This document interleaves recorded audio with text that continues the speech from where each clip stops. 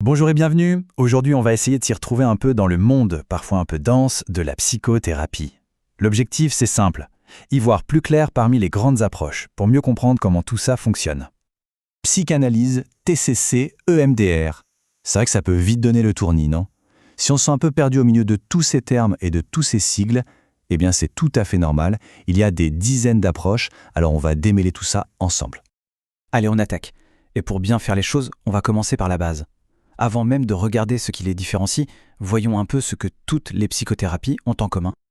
Alors, qu'est-ce que c'est au fond une psychothérapie? C'est une méthode de soins qui s'appuie sur la parole et sur la relation. Ce sont ses outils principaux. Et le but, c'est pas juste un coup de pouce passager, c'est vraiment de viser une transformation qui s'inscrit dans la durée. Bon, pour qu'on puisse parler d'une vraie psychothérapie, reconnue comme telle, il faut qu'elle repose sur 3 piliers. C'est un peu comme les fondations d'une maison. D'abord, il faut une relation de confiance. Ensuite, un modèle, c'est-à-dire une explication sur comment le changement peut se produire. Et enfin, une théorie sur la façon dont l'esprit humain fonctionne. Voilà, maintenant qu'on a posé les bases, c'est parti pour une petite visite guidée des 4 grandes familles de thérapie.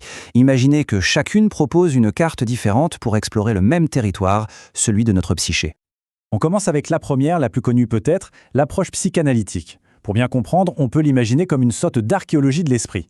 L'idée, c'est vraiment d'aller creuser dans le passé pour mettre au jour la façon dont il a construit notre présent. Alors, comment ça marche?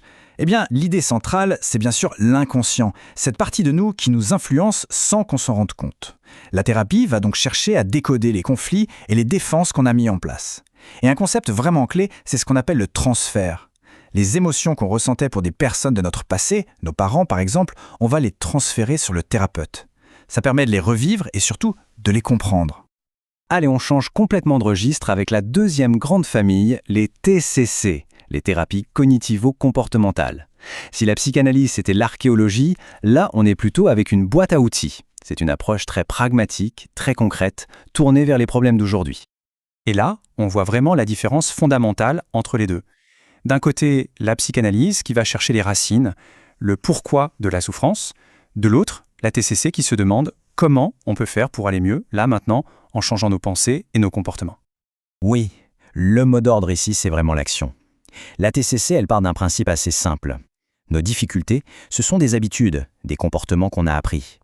Le but de la thérapie, c'est donc d'identifier les pensées qui nous bloquent, de les modifier, avec des exercices très concrets pour avoir un résultat qu'on peut observer rapidement. Troisième grande approche, la systémique. Et là, attention, on change complètement de point de vue. On dézoome, en quelque sorte. Au lieu de se focaliser sur l'individu, on prend un grand angle pour observer l'ensemble de ses relations, sa famille, son couple, son travail. Le problème n'est plus vu comme étant dans la personne, mais comme le symptôme de la dynamique d'un groupe. Et on termine notre tour d'horizon avec la 4e grande famille, l'approche humaniste. La meilleure image, je crois, c'est celle du jardinier. Le thérapeute ne cherche pas à réparer quelque chose qui serait cassé. Non, son rôle, c'est de créer les meilleures conditions possibles, avec de l'écoute, de l'empathie, de l'authenticité, pour que la personne puisse puiser dans ses propres ressources et se développer par elle-même. Bon, on a vu ces 4 grandes familles, mais attention, ce ne sont pas des boîtes complètement séparées les unes des autres.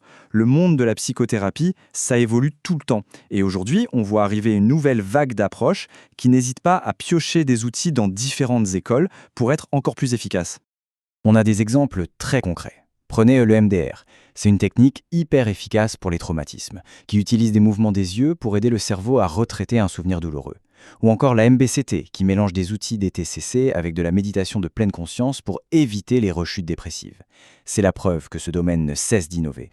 Alors, avec tout ça, toutes ces techniques, ces théories qui semblent parfois complètement opposées, on en vient à une question essentielle même. Au bout du compte, qu'est-ce qui est le plus important pour qu'une thérapie marche vraiment? Voilà, la question est sur la table. Qu'est-ce qui marche le mieux? La profondeur de la psychanalyse?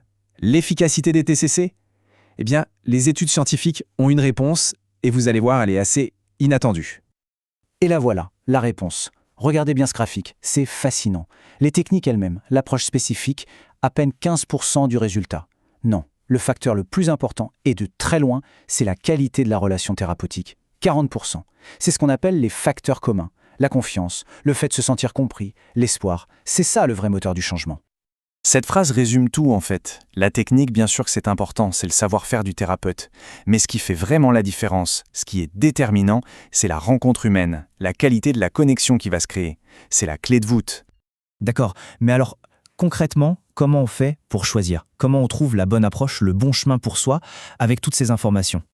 Ce tableau, il peut donner quelques indications générales. Attention, ce sont des pistes, pas des règles gravées dans le marbre. Pour des conflits internes anciens, par exemple, plusieurs approches peuvent fonctionner. Pour des difficultés plus intenses, comme une grande instabilité émotionnelle, des thérapies plus structurées sont souvent conseillées. Et évidemment, en cas de traumatisme, des approches spécialisées comme l'EMDR sont souvent très indiquées. Et c'est ça le message le plus important à retenir. L'idée, ce n'est pas de mettre les thérapies en compétition, de chercher la meilleure dans l'absolu.